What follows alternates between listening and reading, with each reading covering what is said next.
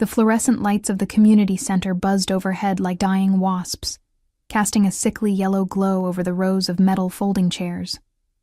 I sat in the back corner, my fingers tracing the frayed edge of my secondhand blazer, trying to make myself smaller, invisible. The divorce support group leader droned on about new beginnings and reclaiming your power, but her words felt hollow against the weight pressing down on my chest. 3 months.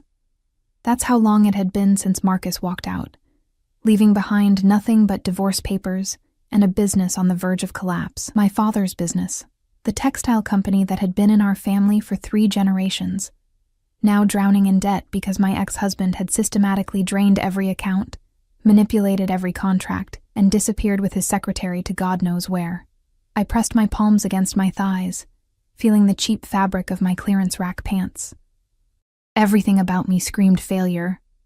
My hair, pulled back in a messy bun because I couldn't afford my usual salon. My shoes, with the sole starting to separate on the left foot. My skin, pale and drawn from too many sleepless nights spent poring over bankruptcy documents. Emma? The group leader's voice cut through my thoughts. Would you like to share? I shook my head, throat tight. What would I say? That I was 28 and felt ancient? That my father looked at me with such disappointment it made me want to disappear? That the family business, the one thing that mattered to him more than anything, maybe even more than me, was dying because I'd been stupid enough to trust Marcus with the financial records? The meeting ended mercifully soon. I gathered my things, an ancient purse with a broken zipper, and pushed through the double doors into the cool October night. Rain had started to fall, of course it had, and I'd left my umbrella in the car I no longer owned. I pulled my blazer tighter and started walking toward the bus stop 3 blocks away. The streets of downtown were slick with rain, reflecting the neon signs of restaurants I could no longer afford. I kept my head down, counting my steps, trying not to think about the notice that had arrived that morning. Final warning. Liquidation proceedings would begin in 30 days, unless we could secure new capital. 30 days to save everything my grandfather had built, everything my father had poured his life into. I was so lost in my spiraling thoughts that I didn't notice the sleek black Mercedes until I'd already stepped off the curb. Tires squealed. I froze, rain pelting my face, blinded by headlights that seemed impossibly bright. Time slowed. That cliché people always talk about, but I'd never believed until that moment when I was certain I was about to die. The car stopped inches from my knees. My heart hammered so hard I thought it might crack a rib.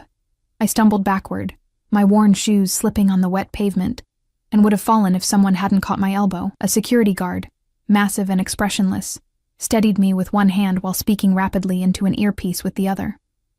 "I'm sorry," I gasped, rain streaming down my face. "I wasn't looking. I'm so sorry." The back door of the Mercedes opened. He emerged like something from a different world entirely. Expensive Italian shoes touched the wet pavement first, followed by charcoal gray trousers with a knife-sharp crease, a black coat. Cashmere, probably.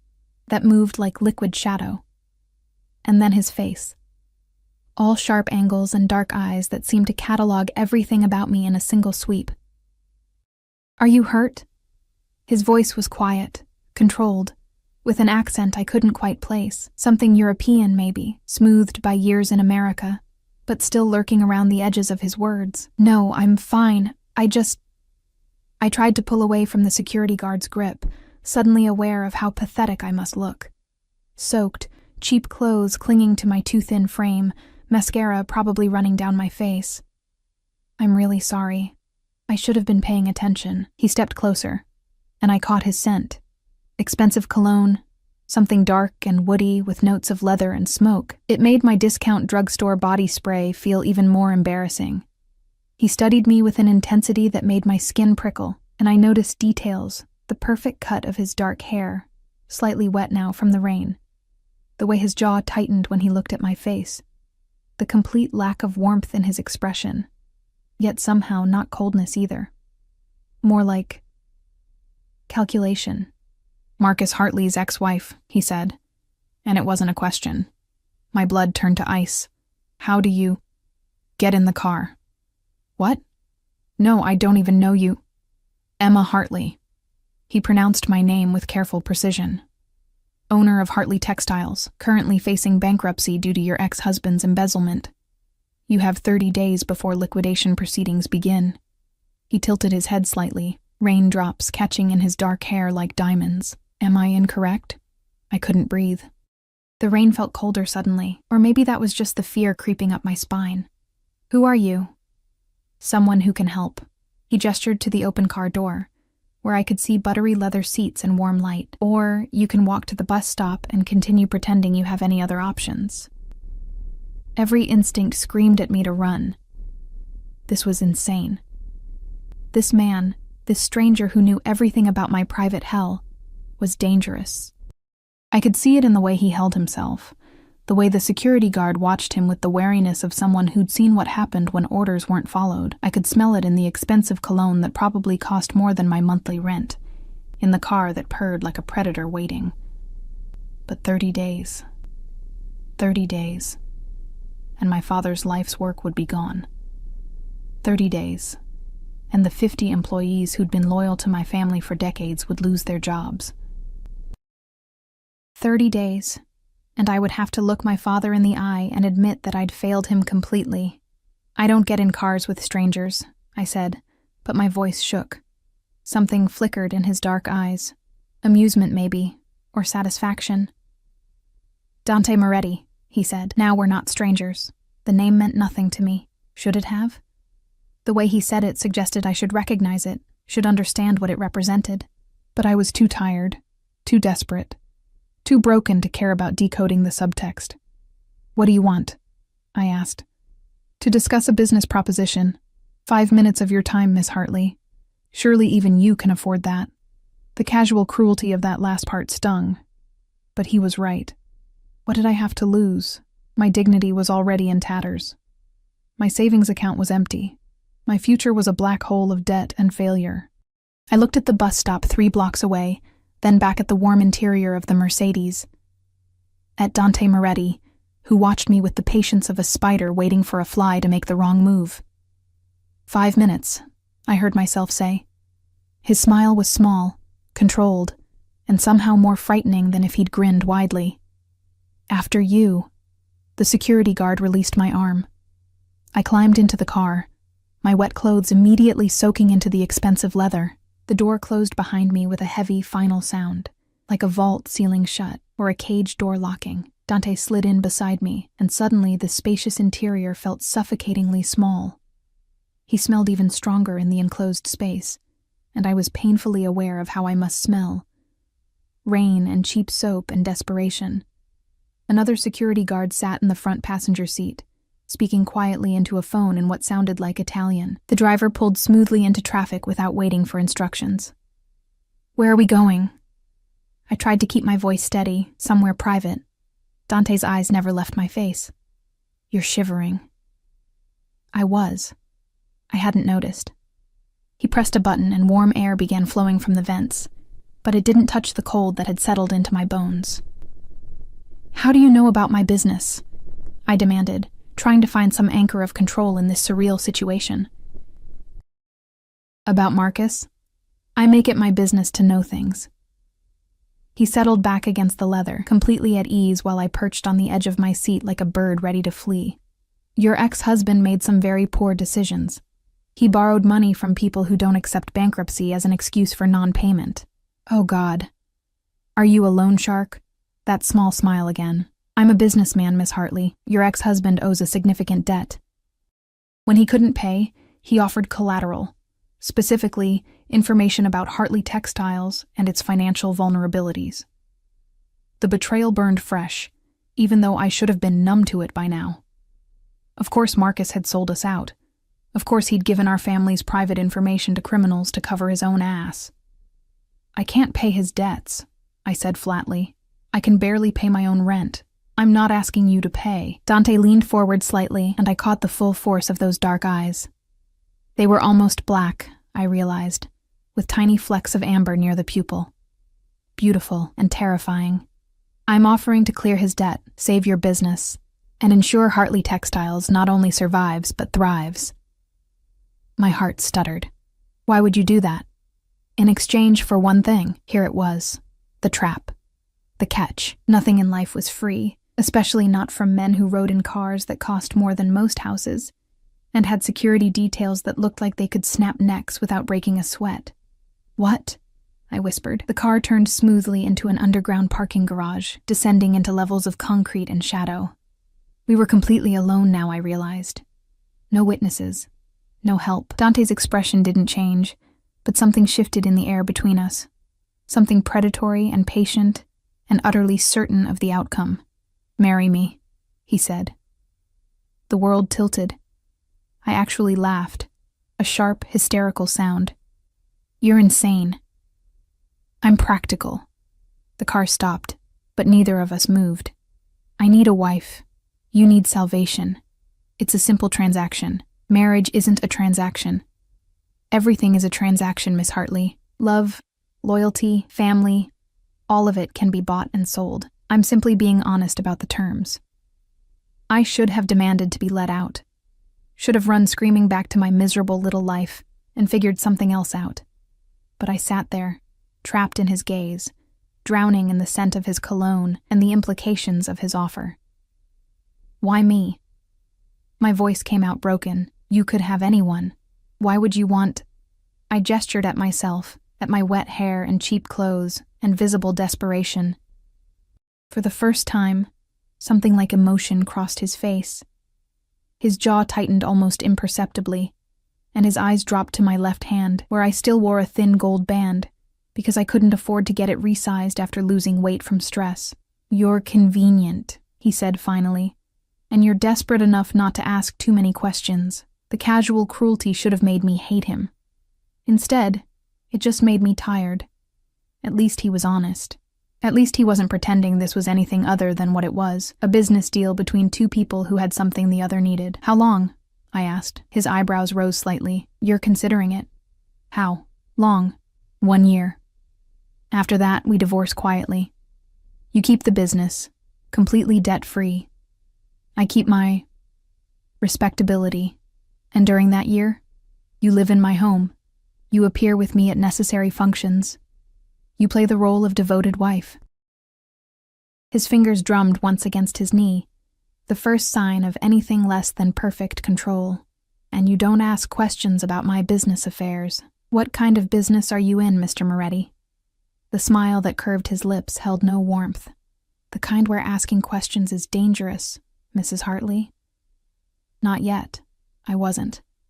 Not yet his wife. Not yet trapped in whatever gold-plated cage he was offering. But God help me. I was considering it. "I need to think. You have 30 seconds. He glanced at an expensive watch. "After that, I withdraw my offer and you return to your regularly scheduled bankruptcy." "That's not enough time." 20 seconds. "You can't just—" 10 seconds. My father's face flashed through my mind. The employees who'd worked for us for decades. The legacy that would die if I didn't do something, anything, to save it. 5 seconds, Miss Hartley. I closed my eyes, took a breath that tasted like expensive leather and my own fear. "Yes," I whispered. When I opened my eyes, Dante Moretti was smiling, really smiling this time. It should have been reassuring. Instead, it made me feel like I'd just signed away something much more valuable than a year of my life. "Excellent," he said softly, and pressed a button that unlocked the doors. "Welcome to the family, Emma." The wedding happened 3 days later. 3 days. That's all the time I had to wrap my head around the fact that I was marrying a complete stranger who'd essentially purchased me like a piece of property. 3 days to sign a prenuptial agreement so thick it could have been used as a weapon, drafted by lawyers who looked at me with barely concealed pity. 3 days to pack up my miserable studio apartment and say goodbye to the life I'd known, however pathetic it had been. I didn't tell my father the truth. I couldn't. How could I explain that I'd agreed to marry a man I'd known for 72 hours to save his business? Instead, I called him from the burner phone Dante had given me. My old phone had been too vulnerable to tracking, apparently, and fed him a carefully constructed lie. "I met someone, Dad. I know it's fast, but after Marcus, I just want to be happy again." The hope in his voice had made me want to vomit. "Emma, Sweetheart, are you sure? After everything you've been through? I'm sure, I'd lied, staring at the empty walls of my apartment, at the life I was erasing. He's good to me. He's going to help with the business, too. We're going to be okay. That part, at least, wasn't entirely a lie. The morning after I'd agreed to Dante's proposal, a team of accountants had descended on Hartley Textiles like a well-dressed plague. By afternoon, the bankruptcy notice had been withdrawn. By evening, we had 3 new contracts with luxury brands I'd only dreamed of working with. My father had called me crying, actually crying, with joy. I'd stood in my bathroom and stared at my reflection, trying to recognize the woman who'd sold herself to save a business, trying to feel something other than numb. Now I stood in a private room at City Hall, wearing a cream-colored dress that had appeared in my apartment, along with a note in Dante's precise handwriting. Wear this. Car arrives at 2 p.m. The dress fit perfectly, which meant he'd somehow acquired my measurements.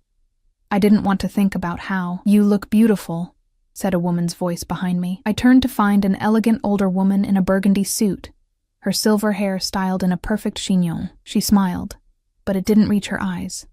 I'm Lucia, Mr. Moretti's assistant. Assistant. Right. The way she said it made it clear she was much more than that. She'd been the one to deliver the dress, to go over the expectations for the ceremony, to explain in excruciating detail how I was to behave at all times as Dante's wife. Never contradict him in public. Never ask about his schedule. Never, under any circumstances, mention his business affairs to anyone. She'd paused, studying me with eyes that had seen too much, and never try to leave without his permission. That last one had made my stomach turn. I'm not a prisoner. Of course not, Lucia had said smoothly. You're his wife. There's a difference. Now she adjusted my veil, a simple piece of tool that Dante had probably paid more for than my monthly rent, and stepped back to assess me. He's waiting. My hands were shaking. I clasped them together, feeling the absence of my old wedding ring. I'd finally taken it off last night, leaving it on the bathroom counter of my apartment like a shedskin. I don't know if I can do this, I whispered. Lucia's expression softened, just slightly. You already did, child. The moment you got in his car, she was right. This ceremony was just a formality. I'd sealed my fate 3 nights ago in the back of that Mercedes, when I'd been too desperate and broken to see the cage door closing. The walk to the ceremony room felt endless. My heels clicked against marble floors that probably cost more than my father's house. Security guards stood at every corner, speaking into earpieces, watching everything. Was this my life now? Constant surveillance, constant vigilance. The doors opened, and there he was. Dante stood at the front of the small room, hands clasped behind his back, looking every inch the powerful businessman in a black suit that had definitely been custom-made. No tux, no flowers, no romance, just efficiency and control. 2 men flanked him, more security, their eyes constantly scanning. A judge waited behind a simple podium, looking uncomfortable. No guests, no family, no witnesses except the people on Dante's payroll. My feet wanted to stop, to turn around and run, but Lucia's hand pressed gently against my lower back, propelling me forward. 1 step, another, until I was standing beside Dante, close enough to smell his cologne again, that scent that had haunted my dreams for 3 nights. He looked down at me, his dark eyes unreadable. You came. Did you think I wouldn't? I had a backup plan, said so casually, as if discussing the weather, as if he hadn't just admitted he would have forced me here somehow. The judge cleared his throat. Shall we begin? It was the shortest wedding ceremony in history. No personal vows, no meaningful glances, no tears of joy, just legal words spoken in a monotone while I tried to remember how to breathe. When it came time to exchange rings, Dante produced a platinum band embedded with diamonds that caught the light like trapped stars. Your turn, the judge prompted. I stared blankly. No one had told me I needed a ring for him. Dante's lips curved slightly. He pulled a simple platinum band from his pocket and handed it to me. Here. Of course he'd thought of everything. I took the ring with trembling fingers and slipped it onto his hand. It fit perfectly, naturally. His hand was warm, calloused in unexpected places. A working man's hand, despite the expensive suit. I now pronounce you husband and wife. You may kiss the bride. Dante's eyes met mine. I saw the question there, the moment of consideration. Then his hand cupped my face with surprising gentleness, and he leaned down. The kiss was nothing like I'd expected. Soft, controlled, over almost before it began. But in that brief moment, with his lips against mine and his thumb brushing my cheekbone, I felt something shift in my chest. Not attraction. I wasn't ready for that, but awareness. This was real. This was happening. When he pulled back, his expression revealed nothing. "Mrs. Moretti," he said quietly, testing out the name. "Mrs. Moretti. Not Emma Hartley anymore, not even Emma Moretti, just his." The paperwork was signed in silence. The judge left quickly, as if afraid to linger. Lucia appeared with my bouquet. I hadn't even noticed I'd been holding flowers during the ceremony, and took it away. One of the security guards handed Dante a folder, whispering something in Italian. "We need to go," Dante said, his hand settling possessively on my lower back. "There's a dinner tonight. Several of my business associates will be there." "Tonight? But I thought..." "You thought what? That we'd have a honeymoon?" His smile was sharp. "This is a business arrangement, Emma. The sooner you're seen as my wife, the better." He guided me out of the building, his hand never leaving my back. The touch should have been comforting, protective. Instead, it felt like a brand, marking me as his property. Outside, the same black Mercedes waited, surrounded by 2 other identical cars. "Security protocol," Dante explained, noticing my stare. "We rotate vehicles, never the same route twice." Why do you need so much security?" His eyes met mine as he helped me into the middle car. "Because people would very much like to see me dead, Emma. And now, by extension, they'd like to see you dead too. Welcome to marriage." The door closed before I could respond. He slid in beside me, and the convoy began to move in perfect synchronization. I watched the city pass by through tinted windows, feeling like I was seeing it for the first time. Or maybe seeing it for the last time as a free woman. "Where are we going?" I asked. "Home." Home. The word felt foreign. Home had been my cramped studio with the broken heater and the stain on the ceiling. This, whatever this was, wasn't home. We drove for 40 minutes, leaving the city behind and entering an area of sprawling estates hidden behind high walls and ancient trees. The Mercedes turned onto a private road, approaching gates that looked like they could withstand a military assault. They opened silently, and we drove through into another world. The house, no, mansion, rose before us like something from a movie. Stone and glass and impossible wealth, surrounded by manicured grounds that probably required a full-time staff to maintain. Lights glowed from windows, warm and inviting, a complete lie about what this place really was. A prison. A beautiful, expensive prison. The car stopped at the front entrance, where a line of staff waited. My stomach churned. How many people were going to witness my humiliation? Dante exited first, then offered his hand to help me out. I took it because refusing would have been childish, and I was trying very hard to hold on to some shred of dignity. His fingers wrapped around mine, warm and certain, and didn't let go as we approached the staff. "This is Emma," he announced. "My wife. She's to be given whatever she needs, whenever she needs it. Her word is as good as mine." I seriously doubted that, but the staff nodded respectfully. An older man who introduced himself as Vincent, the house manager, gave me a slight bow. A younger woman, Maria, the head housekeeper, smiled warmly. There were others, too many to remember, all watching me with varying degrees of curiosity and pity. "I'll show you to our room," Dante said, leading me inside. Our room. Of course. We were married now. Married people shared rooms, shared beds, shared lives. The interior of the house was even more intimidating than the exterior. Marble floors, soaring ceilings, art that was probably worth more than my father's entire business. Everything was elegant, expensive, and utterly impersonal. No family photos, no personal touches, nothing that suggested an actual human lived here. We climbed a curved staircase to the second floor, walked down a hallway lined with closed doors, and stopped at the end. Dante opened the door and gestured for me to enter first. The bedroom was enormous. A massive 4-poster bed dominated the space, dressed in charcoal gray linens that probably had a thread count higher than my credit score. Floor-to-ceiling windows overlooked the grounds, now dark except for subtle landscape lighting. A sitting area, a fireplace, doors leading to what I assumed was a bathroom and closet, and my suitcase, sitting on a bench at the foot of the bed, the same battered suitcase I'd owned since college, looking pathetically out of place among all this luxury. "The closet has been stocked with appropriate clothing," Dante said, loosening his tie. "Lucia selected everything based on your measurements. If anything doesn't fit or suit you, let her know." "Appropriate clothing," I repeated numbly. "For someone in your position, my wife can't be seen in." He gestured vaguely at my cream dress, which I now realized was probably the nicest thing I'd owned. "You'll need better." The casual dismissal stung. I crossed my arms, suddenly defensive. "There's nothing wrong with what I wear." "There is when you're married to me." He shrugged off his jacket, draping it over a chair with careless grace.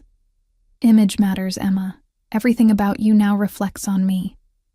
I'm not a doll you can dress up." He turned to face me fully, and I saw something dangerous flicker in his eyes. "No, you're my wife. Which means you'll dress appropriately, behave appropriately, and represent me appropriately. That was the deal. The deal was to save my business."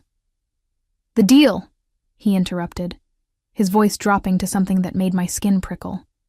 "Was everything I say it is. You signed the papers. You took the ring. You said the vows." He stepped closer, and I fought the urge to back away. "Did you think this would be easy? That you could take my money and my protection without giving anything in return? I gave you a year of my life. You gave me the illusion of normalcy, of respectability, a wife, a family, a legitimate businessman instead of—" He stopped himself, jaw clenching. "You have no idea what you're part of now." "Then tell me." The words burst out before I could stop them. "Tell me what you really do. Tell me why you need so much security.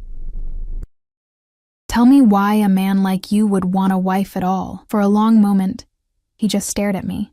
Then he moved, so fast I didn't have time to react, backing me against the wall with his body, not touching, but close enough that I could feel the heat radiating from him, could see the flecks of amber in his dark eyes. "You want the truth?" His voice was barely above a whisper, but it resonated through my entire body. "I import and export goods. I own legitimate businesses, and some that are less legitimate. I have friends in very high places, and enemies in very low ones. People respect me because they're afraid of what happens if they don't. And I needed a wife, because the old families don't trust unmarried men.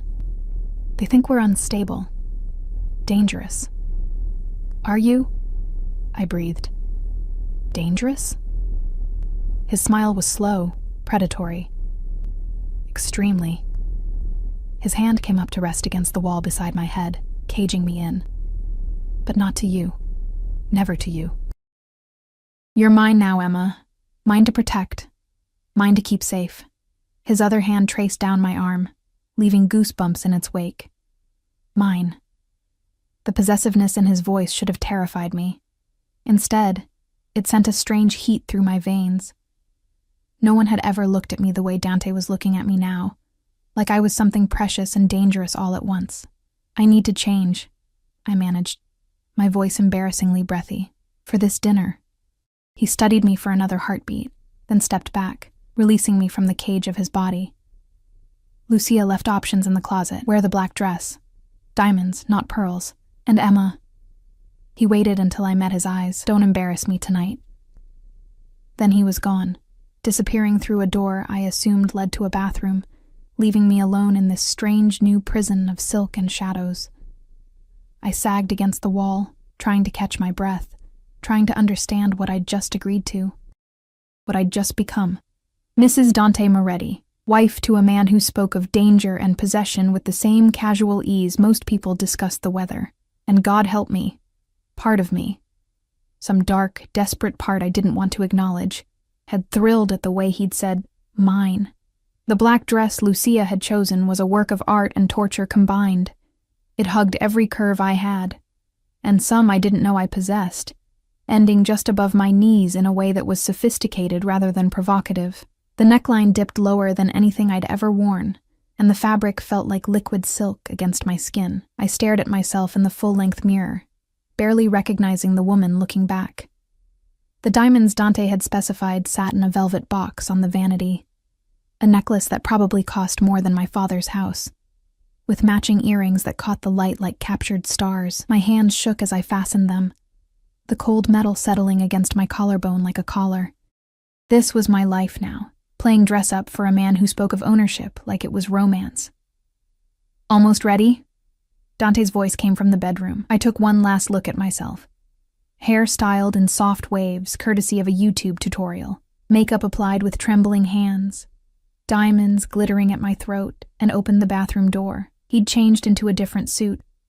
This one midnight blue that made his dark eyes look almost black. His gaze swept over me from head to toe, lingering on the necklace, the dress, my face. Something shifted in his expression. Approval, possession. Something darker I couldn't name. "Perfect," he said quietly, and crossed the room to stand before me.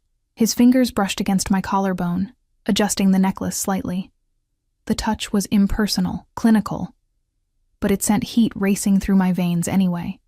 "Remember what I told you. These people are associates, not friends. They'll smile and congratulate us while looking for any weakness to exploit." What am I supposed to say? As little as possible. His hand moved to my chin, tilting my face up to meet his eyes. "Stay close to me. Don't wander off. And if anyone asks you personal questions, deflect. You're here to be seen, not heard." The casual sexism should have made me angry. Instead, I just felt tired. "Anything else? Or is that the full list of ways I'm supposed to be a good little trophy wife?" His lips curved slightly. "You have fire. Good. You'll need it." He offered his arm. "Shall we?" The dinner was held at a restaurant I'd passed 100 times but never dreamed of entering. The kind of place where reservations required a waiting list measured in months, where the wine list probably cost more than most people's cars. We arrived in the Mercedes, flanked by security cars that peeled off to park discreetly nearby. Dante helped me from the car, his hand settling possessively on my lower back as we entered. The maitre d' greeted him by name, leading us to a private room where a table for 12 had been set with china so delicate I was afraid to breathe near it. 7 people were already seated, their conversations dying the moment we entered. I felt their eyes cataloging everything. My dress, my jewelry, my face, judging, calculating. Dante, a large man with silver hair, stood, arms spread wide. "And this must be your bride. My God, the rumors don't do her justice. Emma, this is Antonio Russo. He handles my shipping interests." Dante's hand pressed more firmly against my back, a silent reminder to smile and play nice. I extended my hand, which Antonio took and kissed with practiced charm. "A pleasure, Mrs. Moretti." We were all shocked when Dante announced his marriage. He's been stubbornly single for so long. "When you find the right person, timing becomes irrelevant," Dante said smoothly, pulling out my chair. The lie rolled off his tongue with practiced ease. The others introduced themselves one by one. Carlos, who dealt in imports. Marina, who owned a chain of luxury hotels. Vincent and his wife Sophie, whose business interests remained deliberately vague. And finally, a younger man named Marco, who watched me with undisguised interest that made my skin crawl. "So romantic," Marina said once we were all seated and wine had been poured. "How did you two meet?" I froze, the wine glass halfway to my lips. We hadn't discussed this, hadn't coordinated our story. Dante's hand found my knee under the table, squeezing once. A warning or reassurance, I couldn't tell.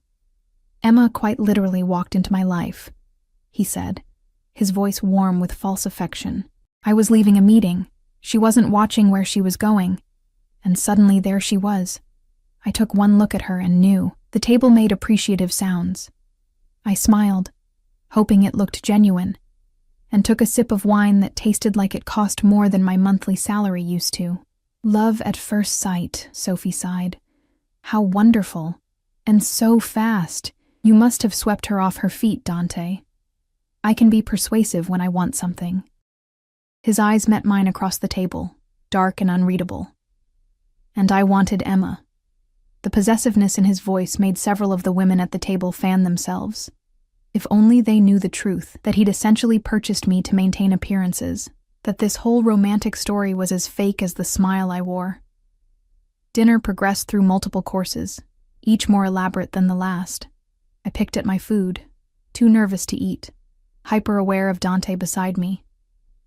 His hand occasionally touched my arm, my shoulder, my hand, small gestures that screamed "mine" to everyone watching. Playing the role of devoted husband, with an ease that suggested he'd done this before. "Your father's business," Antonio said during the main course. "Textiles, yes?" I hear it was struggling.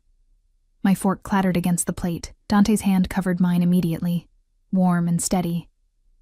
"Was struggling," Dante corrected. "But with proper management and new contracts, Hartley Textiles is positioned to become a leader in luxury fabric production." "How fortunate that you married such a savvy businessman," Marina said to me. "I'm sure your father is thrilled." "He's very happy," I managed, the lie tasting like ash.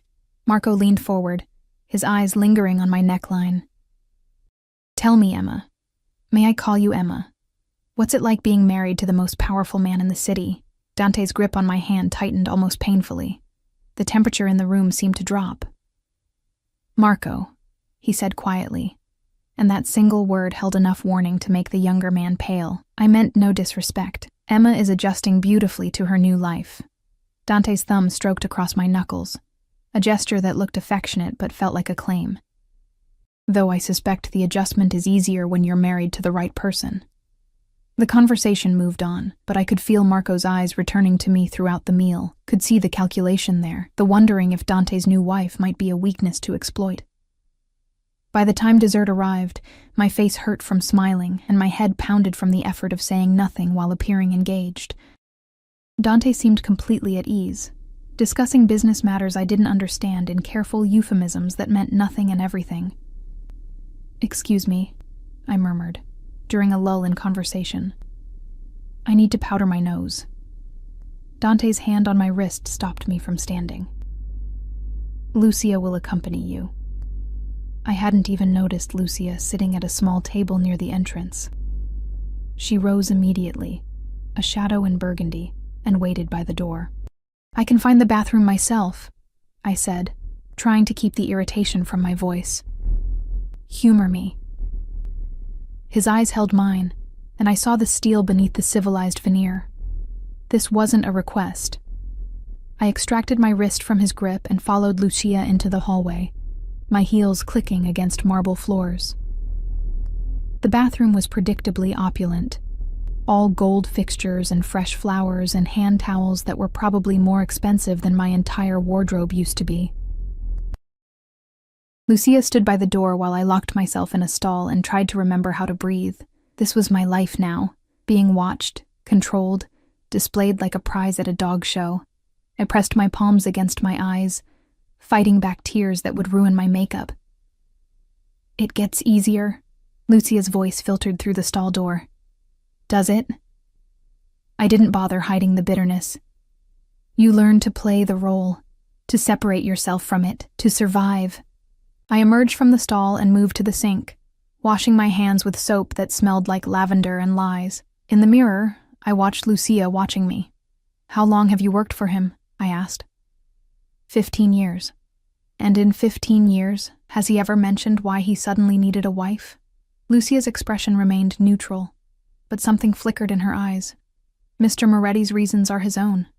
But I can tell you this. He doesn't do anything without careful consideration.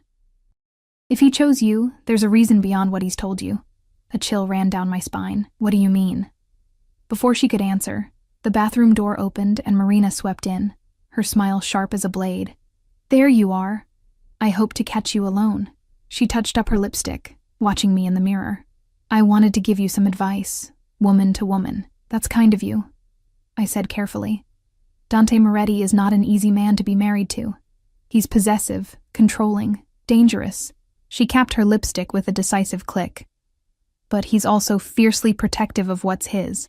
As long as you remember your place, you'll be fine. My place. Like I was a belonging, not a person. And what place is that? I asked, unable to help myself. Marina's smile widened. At his side, in his bed, bearing his children eventually, playing the perfect wife while he runs his empire. She leaned closer, her perfume overwhelming. But never, ever make the mistake of thinking you're his equal. Men like Dante don't marry for love, dear. They marry for legacy, for heirs, for the appearance of normalcy that makes their business dealings smoother. I should get back, I said, my voice hollow. Of course. Wouldn't want to keep your husband waiting. She patted my arm with false sympathy. Welcome to the family, Emma. I followed Lucia back to the private room, Marina's words echoing in my head. Children. Heirs. I hadn't even thought that far ahead. Had been so focused on surviving the next year that I hadn't considered what Dante might actually expect from this marriage. The sight of him stopped me in the doorway. He was leaning back in his chair, a glass of whiskey in one hand, listening to Antonio tell some story that had the table laughing. But his eyes found me immediately, tracking my movement as I crossed the room. They darkened when they noticed my expression, and I saw the question there. I shook my head slightly. Later. His jaw tightened, but he returned his attention to Antonio's story, his hand reaching out to pull me back into my chair. His arm settled around my shoulders, heavy and warm and possessive.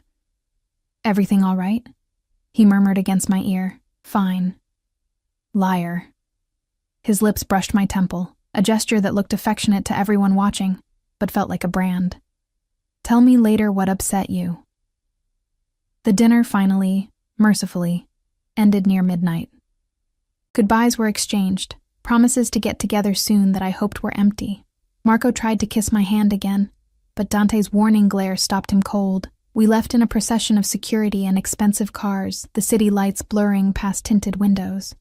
You did well, Dante said, once we were alone in the back seat. I barely said anything. Exactly. He loosened his tie, looking tired for the first time all night. Marina cornered you in the bathroom. What did she say? Of course he knew. Of course he had people watching. She gave me advice on being your wife. Which was, remember my place, play my role, give you heirs.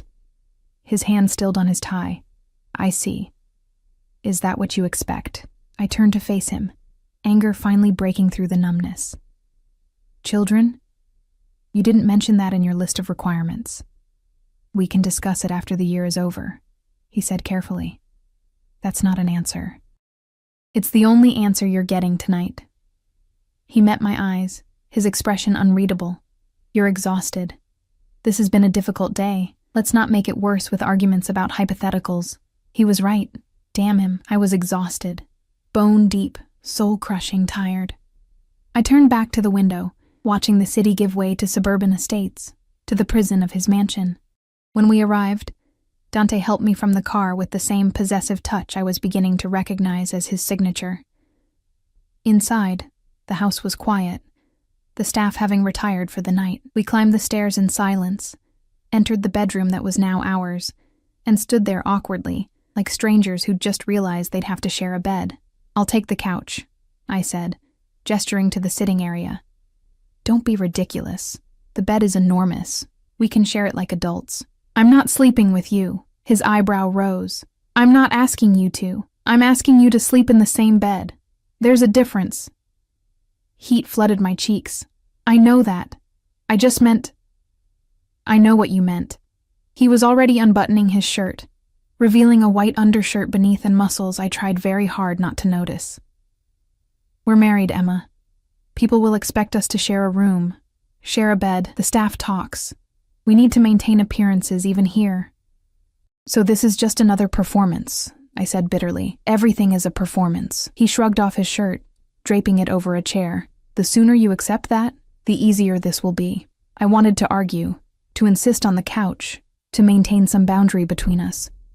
But I was so tired, I could barely stand, and the bed did look incredibly inviting after the day I'd had.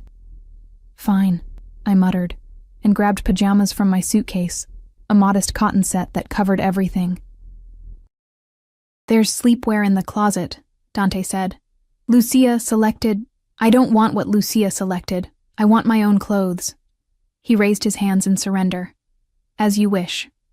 I changed in the bathroom, taking my time, trying to prepare myself for the reality of sharing a bed with this stranger who was now my husband.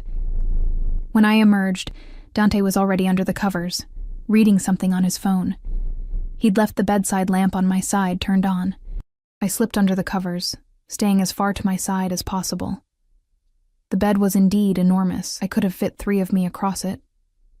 But I was still hyper-aware of him beside me, of his warmth, his breathing, his presence. "Emma," he said into the darkness after I'd turned off my lamp. "What?" "Thank you. For tonight. I know it wasn't easy." The unexpected kindness made my throat tight. "You're welcome." Silence settled over us. I stared at the ceiling, thinking about everything that had changed in less than a week, about the life I'd left behind and the one I'd stepped into, about the man lying beside me, who spoke of possession and protection with equal conviction. "Dante," I whispered. Are you going to tell me what you really do? What I've gotten myself into?" Long pause. Then, "Not tonight. Maybe not ever. Some things are safer left unknown." "And if I insist, then you'll learn why people are afraid of me." His voice was soft, almost gentle, which somehow made the threat worse. "Sleep, Emma. Tomorrow we start building our life together. Our life. As if this was real. As if we were a real couple instead of 2 people bound by contracts and desperation." I closed my eyes and tried to sleep. Tried not to think about the warm body beside me, or the ring on my finger, or the diamonds still at my throat because I'd forgotten to take them off. Tried not to wonder what I'd really signed up for when I'd said, "I do," to a man whose eyes held secrets dark enough to drown in. I woke to an empty bed and sunlight streaming through windows I'd forgotten to close. For a disorienting moment, I didn't know where I was. The room was too large, the bed too soft, everything too perfect. Then memory crashed back. The wedding, the dinner, Dante's body beside mine in the darkness, close enough to touch, but worlds away. My husband. The word still felt foreign, like trying on clothes that didn't quite fit. I found a note on his pillow, written in that precise handwriting I was beginning to recognize. "Had to leave early. Lucia will help you settle in. Make yourself at home. D. Make myself at home. In a mansion that felt like a museum, filled with staff who watched me with curiosity and pity. Right." A soft knock at the door made me pull the covers up. "Come in." Maria, the head housekeeper, entered with a tray. "Good morning, Mrs. Moretti. Mr. Moretti asked me to bring you breakfast." The smell of coffee and fresh pastries made my stomach growl. I hadn't eaten much at dinner, too nervous to do more than push food around my plate.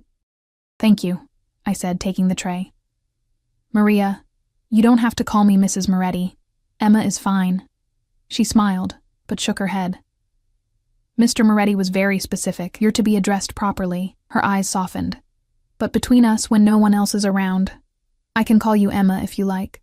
After she left, I ate mechanically, staring out at grounds that stretched farther than I could see.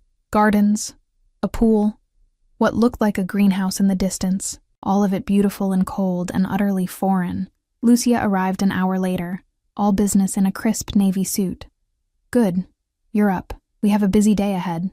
"Doing what?" "Getting you properly situated." She opened the closet, revealing a wardrobe that had appeared overnight. Dresses, suits, casual wear, all in my size, all expensive enough to make my eyes water. "First, we'll go over your schedule. Dante has several events this week where you'll need to appear. Then we'll discuss household management, security protocols, and your new responsibilities." "I have responsibilities?" "You're the lady of the house now. That comes with certain expectations." She pulled out a tablet, scrolling through what looked like a detailed itinerary. "There's a charity gala on Friday, dinner with the Russos on Saturday, Sunday brunch with Dante's mother." I nearly choked on my coffee. His mother? Didn't he mention her? Lucia's expression suggested she knew he hadn't. Francesca Moretti, She lives in the guest house on the property. She's traditional, old world values. She'll expect to meet you formally. Great. Another performance, another test I was bound to fail. The day passed in a blur of information I struggled to retain. Security codes for the house, names and faces of staff members. Which rooms were off limits? Dante's office, the basement level, the west wing. Emergency protocols that sounded more appropriate for a military installation than a home. If there's ever a breach, Lucia explained, demonstrating the panic button hidden in the bedroom. You press this and stay put. Don't try to run. Don't try to hide. The security team will come to you. A breach, I repeated numbly. Like someone breaking in? Among other things. She moved on before I could ask what other things might constitute an emergency. Now, about your access to funds. Dante has set up an account in your name. The card is in the drawer of your nightstand. There's no limit, but all purchases over $10,000 will be flagged for review. Review by who? Dante's financial team. It's standard security protocol. They need to ensure no one is attempting to compromise you through financial manipulation. Everything kept circling back to security, to danger, to the unspoken reality that I'd married a man whose life required this level of protection. I thought about asking again what Dante really did, but Lucia's expression suggested the answer would be the same. Safer not to know. By late afternoon, my head was spinning. Lucia finally left, promising to return tomorrow to discuss appropriate charitable involvement. I wandered the house, trying to map it in my mind, trying to find some corner that felt less like a display and more like a home. I found myself in what appeared to be a library. Floor-to-ceiling bookshelves filled with leather-bound volumes in multiple languages. A fireplace dominated one wall, cold now in the autumn warmth. Windows overlooked the back gardens, where I could see security guards doing their rounds. Beautiful, isn't it? I spun around to find an elderly woman standing in the doorway. She was small, elegant, with silver hair pulled back in a severe bun and dark eyes that assessed me with uncomfortable intensity. She wore all black, expensive but understated, and carried herself with the kind of authority that came from decades of being obeyed. I'm sorry. I didn't mean to intrude, I started. This is your home now. You can't intrude on your own property. She moved into the room with surprising grace, her eyes never leaving my face. I am Francesca Moretti, Dante's mother. My stomach dropped. Mrs. Moretti, I'm so sorry. I didn't know you were here. Dante didn't mention... My son rarely mentions anything important. She settled into a leather chair like a queen claiming her throne. Sit, child. Let me look at you properly. I perched on the edge of the sofa across from her, feeling like I was being evaluated for purchase. Her eyes catalogued everything. My hair, still messy from sleep. My face, bare of makeup. The jeans and simple sweater I'd put on from my old wardrobe instead of the expensive clothes in the closet. So, she said finally, her accent heavier than Dante's, carrying the weight of old Italy. You are the woman my son married without telling his mother, without a proper engagement, without the blessing of family. It happened very quickly, I offered weakly. Too quickly. Her lips pressed into a thin line. Dante has never acted impulsively. Everything he does is calculated, planned, executed with precision. So I wonder, what calculation led him to you? The bluntness stole my breath. I'm sorry? Don't apologize. Answer the question. She leaned forward slightly. Why did my son marry a woman he barely knows? A woman with nothing to offer but a failing business and desperation. Tears pricked my eyes, but I blinked them back. I wouldn't give her the satisfaction. Maybe you should ask him. I'm asking you. Her voice was steel wrapped in silk. Did you seduce him? Trap him somehow? No. The word came out too loud, too defensive. I took a breath, trying to steady myself. Your son approached me. He offered a business arrangement. I accepted. That's all. A business arrangement. She sat back, her expression unreadable. At least you're honest about it. That's more than I expected. Her eyes drifted to my left hand, to the ring that probably cost more than my father's annual salary. You wear his ring. You sleep in his bed. But do you understand what you've married into? I'm beginning to, I said quietly. No, you're not. She stood with surprising speed, crossing to the window. The Moretti family has rules, girl. Traditions that go back generations. Loyalty is everything. Betrayal is met with consequences you cannot imagine. And family is sacred above all else. I understand. Do you? She turned back to face me, and I saw something almost like pity in her dark eyes. Can you give him children? Strong sons to carry on the family name? The question hit like a physical blow. We haven't discussed. Of course you haven't. My son is too proud to admit he needs anything from anyone. She moved closer, her gaze intense.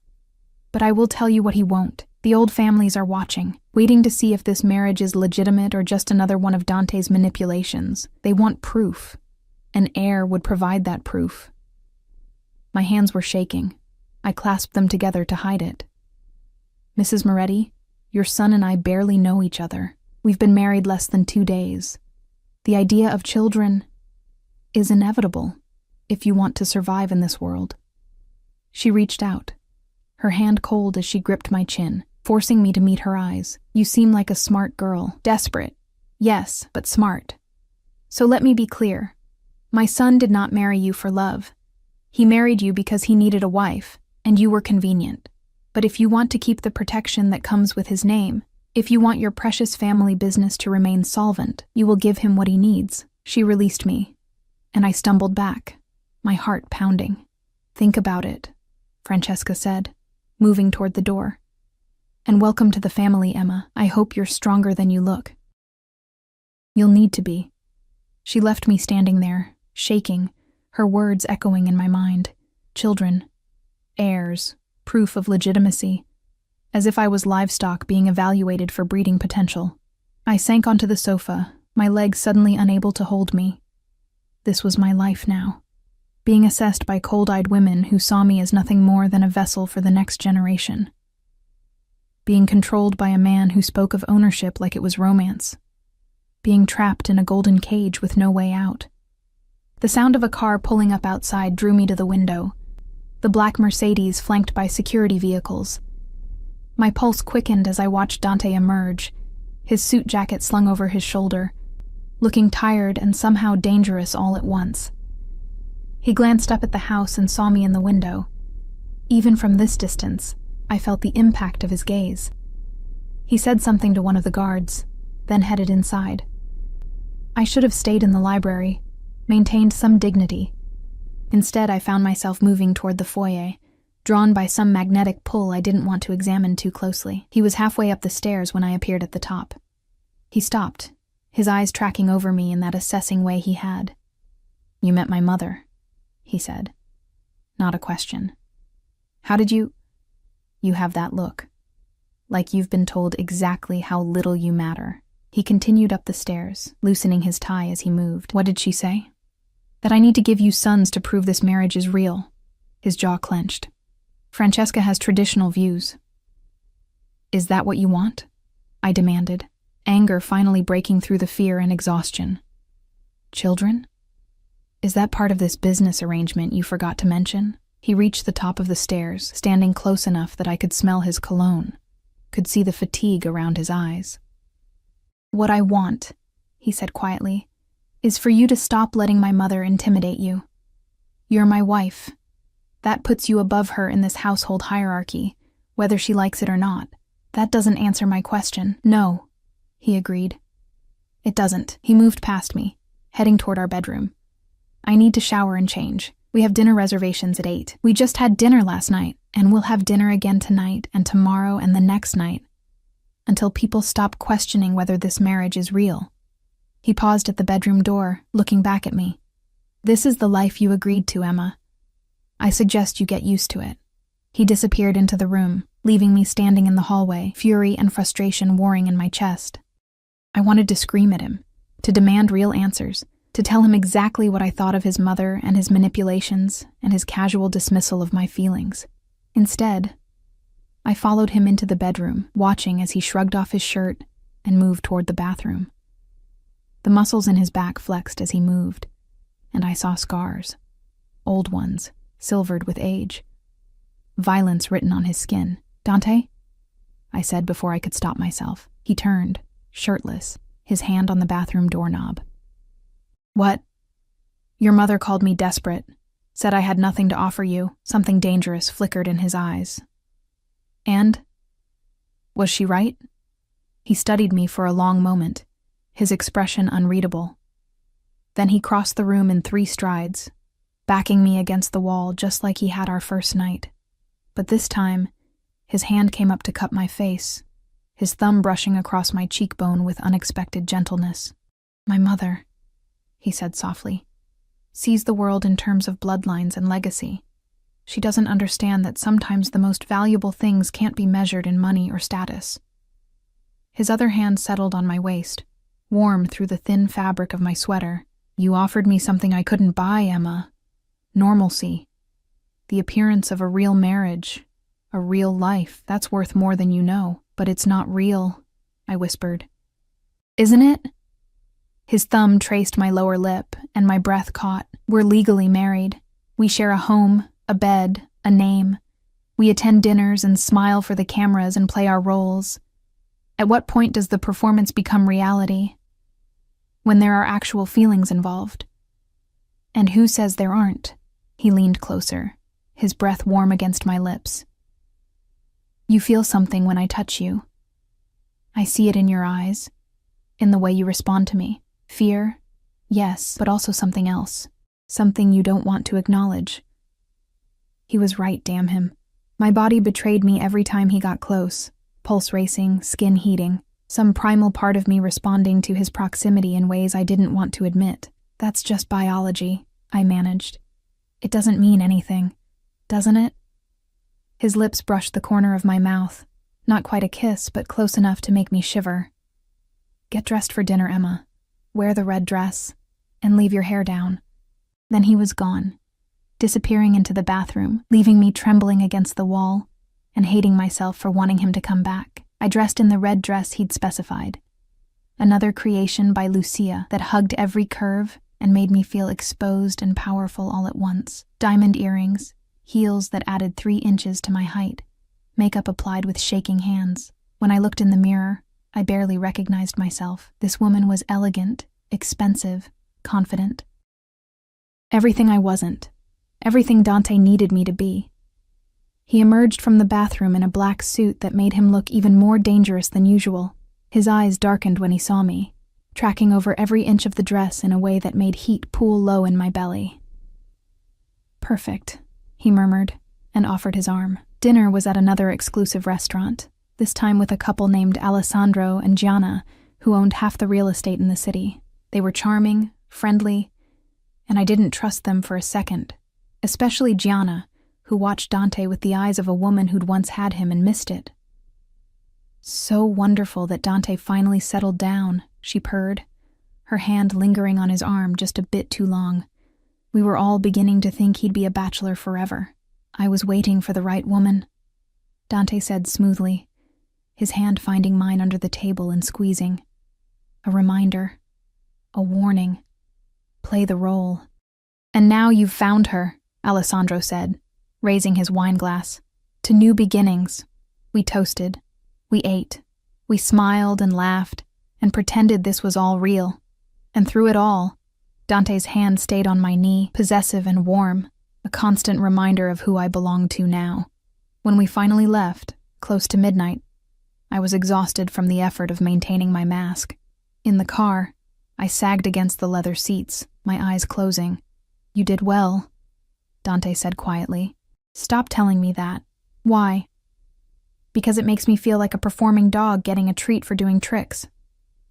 I opened my eyes, turning to look at him in the dim light of the car. I'm not your pet, Dante. I'm not your possession. I'm a person who deserves respect. You have my respect. Do I? Or do I just have your control? He was quiet for a long moment, then. Can't it be both? The honesty stunned me. At least he wasn't pretending, wasn't feeding me pretty lies about how this was anything other than what it was. I want to see my father, I said suddenly. It's been almost a week. He's probably worried. No. The flat refusal made me sit up straight. Excuse me? It's not safe yet. Not until we're certain there are no threats. Threats from who? What are you not telling me? His jaw clenched. Your ex-husband borrowed money from dangerous people, Emma. People who might view you as leverage. Until I'm certain you're protected, you stay close to me. So I'm a prisoner. You're protected, he corrected. There's a difference. Is there? I turned away, staring out the window at the darkness, because from where I'm sitting, it feels exactly the same. We rode the rest of the way in silence. When we arrived home, I went straight to the bedroom, not waiting for him. I changed into my cotton pajamas, washed my face, and crawled into bed, turning my back to his side.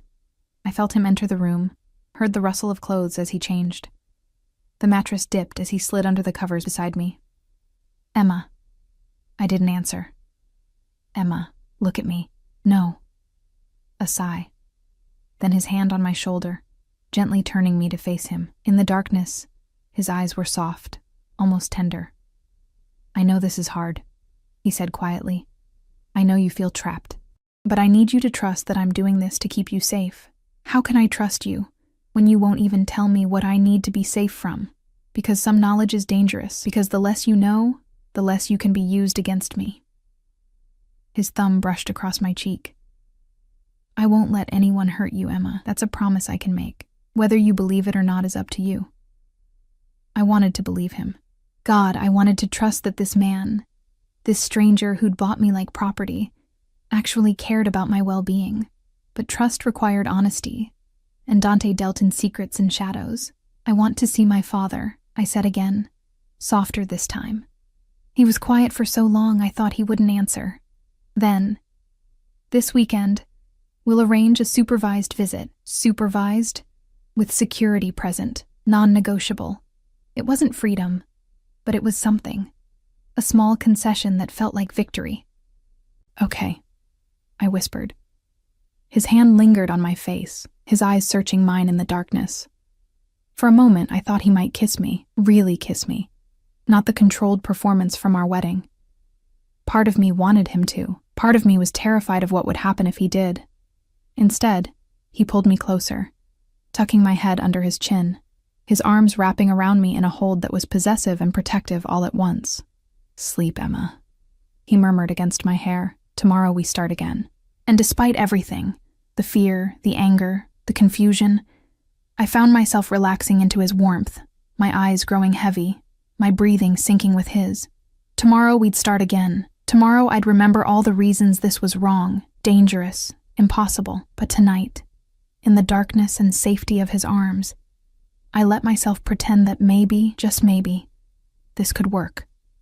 The week passed in a strange rhythm of performances and private moments that felt increasingly real. Charity galas where Dante's hand never left my waist. Business dinners where I learned to read the subtext in conversations about imports and logistics. Quiet mornings where we shared coffee in the sunroom, not speaking, just existing in each other's space. And every night, we shared that massive bed, the distance between us shrinking incrementally. His arm around my waist, my head on his chest. Small intimacies that felt monumental. Friday arrived with the promise he'd made, a visit to see my father. I dressed carefully in a simple dress Lucia had selected, trying to look happy, successful, like a woman whose life hadn't been completely upended. The drive to my father's house felt surreal. I'd lived in this neighborhood my whole life, but now, arriving in a bulletproof Mercedes with security following in separate vehicles, I felt like an alien visiting a foreign planet. My father stood on the porch of his modest home, his face lighting up when he saw me emerge from the car.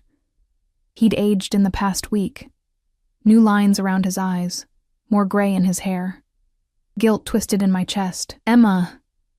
He pulled me into a hug that smelled like coffee and the cheap aftershave he'd worn my entire life.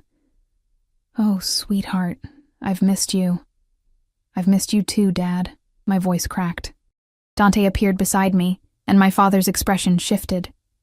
Delight mixed with something like intimidation. They'd never actually met. All of my father's knowledge of my husband came from phone calls and the sudden influx of money into the business. Mr. Hartley. Dante extended his hand, his smile warm and genuine in a way I'd never seen before. It's a pleasure to finally meet you properly. Please, call me Richard. My father shook his hand, clearly overwhelmed. I can't thank you enough for everything you've done for the business. Those contracts, the new financing, it saved us. Family helps family, Dante said smoothly. Emma's success is my success. The lies flowed so easily, I wondered if he even registered them anymore, or if the performance had become so ingrained it was indistinguishable from reality. We sat in my father's living room, the worn furniture I'd grown up with suddenly seeming shabby compared to the luxury I now lived in. My father made tea with shaking hands, clearly nervous, and I helped him in the kitchen like I had 1,000 times before. He's very impressive, my father whispered. Are you happy, Emma? The question caught me off guard. Was I happy? I was safe. Protected. My father's business was thriving. I had everything I'd agreed to this marriage for, but happy? I'm adjusting, I said carefully. It's a big change. He treats you well? I thought about Dante's possessive touches, his careful control, the way he held me at night like I might disappear. Yes, he's good to me. It wasn't entirely a lie. He was good to me, in his way. Controlling, yes. Demanding, absolutely. But never cruel, never violent. And increasingly, I caught glimpses of something softer beneath the ice. Concern when I was tired, amusement when I challenged him, something almost like tenderness in quiet moments. We returned to the living room where Dante sat reviewing something on his phone. But he put it away immediately when we entered. The security guard stationed outside the window made my father nervous, his eyes darting to the armed man every few minutes. The visit was brief. Dante made it clear we had other obligations. But it was enough. Enough to see my father smile again, to hear about the business thriving, to remember why I'd made this choice. As we were leaving, my father pulled me aside. He loves you, he said quietly. I can see it in the way he looks at you. I wanted to laugh, to explain that Dante didn't love me, that this was all a transaction, a business arrangement with an expiration date.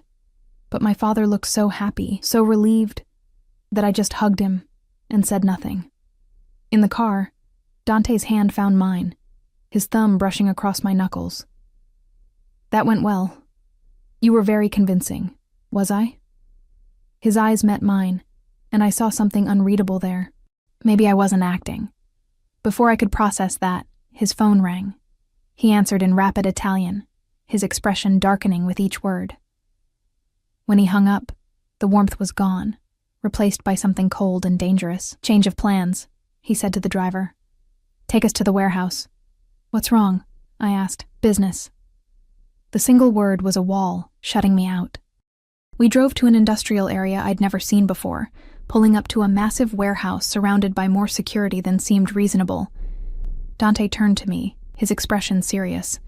Stay in the car, don't get out for any reason. Dante? Emma. His hand cupped my face, forcing me to meet his eyes. Please, for once, just trust me and do as I ask. The fear in his voice, subtle but real, made me nod. He kissed my forehead, a gesture so unexpected it stole my breath, then disappeared into the warehouse with half the security team. I sat in the car with the remaining guard, watching the building like it might explode. Minutes ticked by. 5, 10, 15, then gunshots. I screamed, lurching forward, but the guard's hand on my shoulder held me in place. Stay down, Mrs. Moretti. More shots, shouting in Italian. The guard was on his radio, calling for backup, his gun drawn and pointed at the warehouse entrance. Every second lasted an eternity. I pressed my hands over my mouth, trying not to scream, trying not to imagine Dante bleeding out on a concrete floor somewhere. Then he appeared in the doorway, very much alive, his suit jacket gone and blood on his white shirt, my blood on his shirt. His eyes found the car immediately, and I saw relief flash across his face before the mask slammed back down. He strode to the car, yanked the door open, and pulled me out, his hands running over me frantically. Are you hurt? Did anyone get close to the car? I'm fine. Dante, you're bleeding. It's not my blood. He pulled me against his chest, one hand in my hair, the other wrapped around my waist so tight I could barely breathe. It's not my blood, he repeated, and I felt him shaking. Security vehicles poured into the lot. Men in suits emerged from the warehouse, and I caught a glimpse of bodies being dragged out. Bodies. "Oh, God," I whispered. "Don't look." Dante turned my face into his chest, shielding me. "Don't look, Emma." But I'd already seen enough to understand what kind of man I'd married, what kind of world I'd entered. He bundled me back into the car, barking orders in Italian to the men surrounding us. We left in a convoy, sirens wailing in the distance but never coming closer. Someone had clearly been paid to look the other way. "What happened?" I demanded once we were moving. Dante's jaw clenched. "Your ex-husband tried to have you killed." The world tilted. "What?" "Marcus." His hands were fists on his knees, white-knuckled with rage. "He found out you'd married me. Thought if you were dead, he could claim rights to Hartley Textiles through some legal loophole. He hired people to grab you during the visit to your father's house." Horror washed over me in waves. "But we weren't. We changed plans. I know. We got lucky."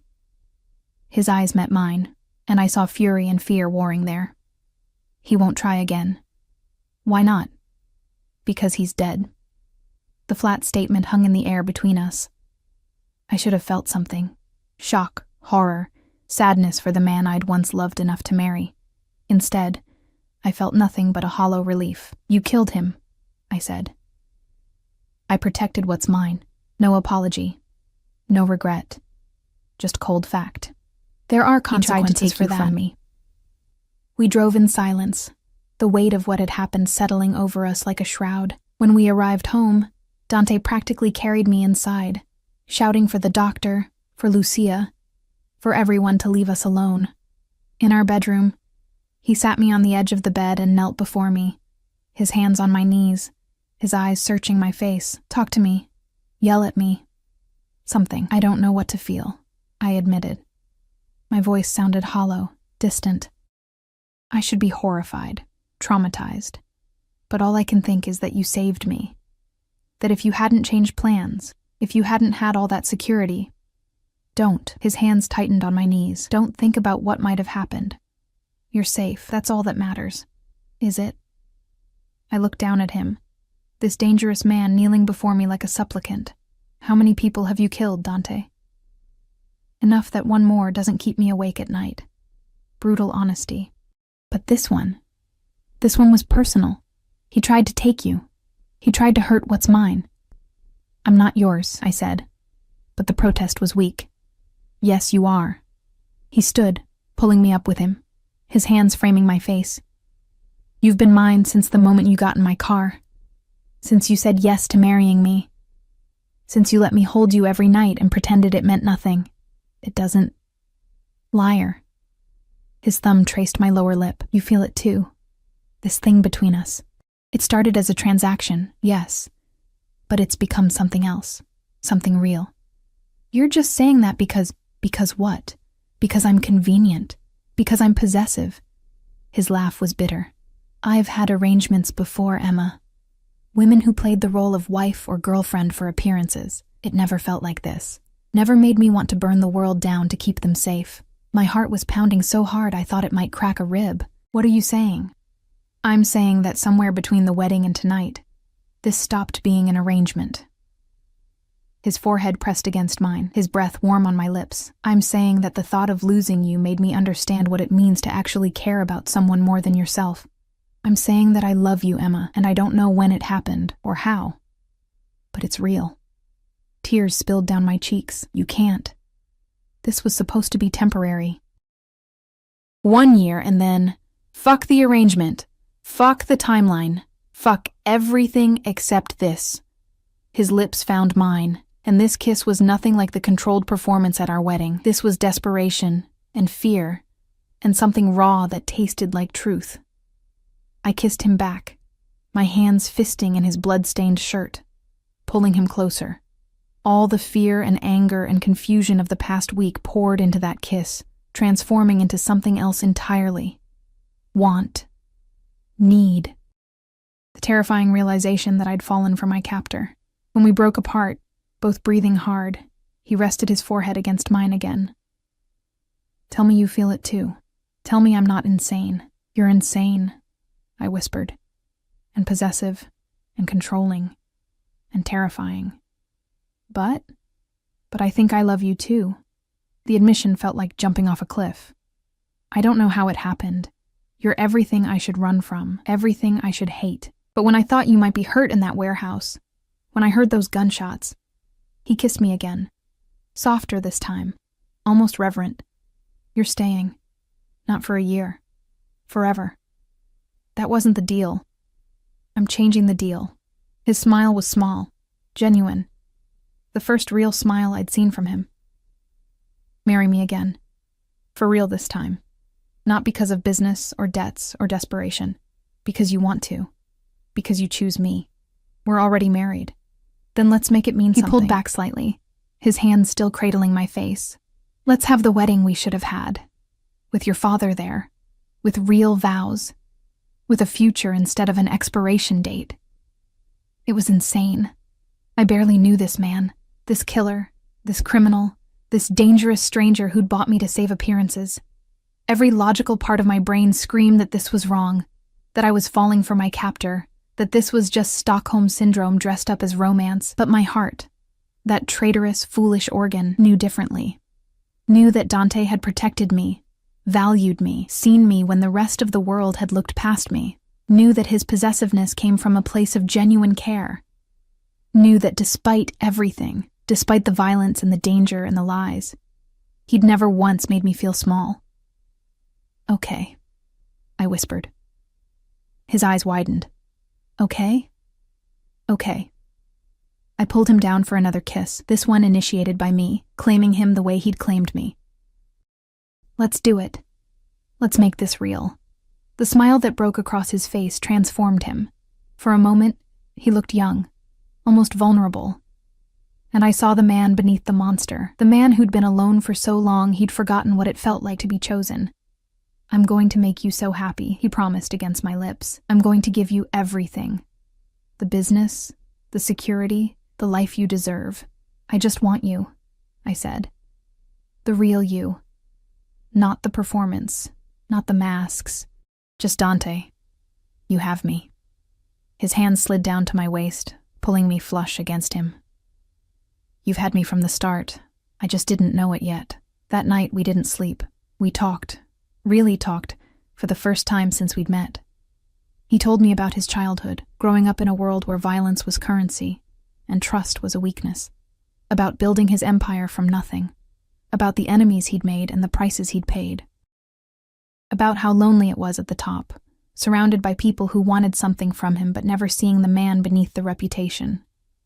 I told him about my marriage to Marcus, about the slow erosion of my self-worth, about feeling invisible in my own life. About the desperation that had driven me into that support group, onto that rainy street, into his path. I'm glad you weren't looking, he said, his fingers tracing patterns on my skin. Glad you stepped into traffic. Glad you were desperate enough to say yes. I should probably be offended by that. You should. He kissed my temple. But you're not, because you're glad too. He was right. Despite everything, the violence, the danger, the utterly unconventional way we'd come together. I was glad.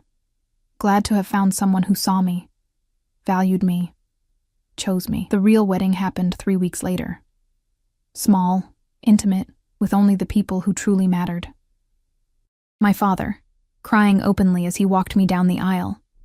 Francesca, who'd grudgingly admitted that maybe I was stronger than I looked. Lucia, who'd become something like a friend. A handful of Dante's associates who were more family than business. This time, my dress was white. This time, there were flowers and music, and vows we'd written ourselves. This time, when Dante kissed me, it meant everything. I promised to protect you, he said, his voice rough with emotion, to value you, to never make you feel invisible, to build a life with you, not a performance. I promised to trust you, I responded. Tears streaming down my face, to challenge you, to see the man beneath the reputation, to choose you, every day, for the rest of my life. When the judge pronounced us husband and wife, again, the whole room erupted in applause. My father hugged us both, whispering his blessing. Francesca actually smiled, pulling me aside to say that perhaps I was exactly what her stubborn son needed. The reception was held at the house. Our house, I was finally beginning to think of it. And it felt less like a museum, and more like a home. We danced in the garden under strings of lights, surrounded by people who were learning to accept our strange love story. Happy? Dante murmured against my ear as we swayed to music that was too slow and too romantic. Deliriously, I admitted. You? More than I thought possible. His arms tightened around me. Thank you. For what? For saying yes. For staying. For seeing past the monster to the man. I pulled back to look at him, this beautiful, dangerous man who'd stolen me from despair and given me a purpose. You're not a monster, Dante. You're just complicated. And you love complicated. I love you. I corrected. The complicated is just part of the package. He kissed me then, deep and slow and full of promise, while our guests cheered and the future stretched before us like an open road. 6 months later, I stood in that same garden, my hand on my still flat stomach, watching Dante conduct business with his associates. He looked up, catching my gaze, and the smile that crossed his face was pure joy. We hadn't planned it, the baby. But Dante had been thrilled when I'd told him. Had immediately tripled security, hired the best doctors, turned half the West Wing into a nursery. You're going to spoil this child rotten, I'd told him. Damn right I am, he'd responded, his hand covering mine on my stomach. Our child, our family, our future. Francesca had actually cried when we'd told her, pulling me into a hug and whispering apologies for doubting me. The business was thriving under joint management, Dante's connections and my father's expertise combining into something remarkable. Everything I'd hoped to save by marrying Dante had been saved. But more than that, I'd found something I hadn't known I was looking for. A partner, a protector, a man who loved me fiercely and completely, who saw my strength and valued it, who made me feel visible for the first time in my life. As the sun set over our garden, painting everything in shades of gold and amber, Dante crossed to me and pulled me into his arms. What are you thinking about? About how this all started, I said. About stepping off that curb without looking. About being desperate enough to get in a stranger's car. Regretting it? Not even a little bit. I turned in his arms, looping my hands around his neck. You saved me, Dante. In every way a person can be saved. We saved each other, he corrected, his hand settling possessively over my stomach where our child grew. You gave me a reason to be more than what I was, to want more than power and control. You gave me a family. We're going to have a good life, I said, certain of it in a way I'd never been certain of anything. We're going to have an extraordinary life, he promised. You, me, this baby, and however many more children you'll let me give you, one at a time, I laughed. But I was already imagining it. A house full of children, of laughter, of life. A future built on the strangest foundation but solid nonetheless. That night, as we lay in our bed, the one we'd shared for months now, the distance long since erased, Dante held me close and whispered promises into my hair, promises of protection and devotion and love that would last beyond any contract, any arrangement, any deal. And I believed him.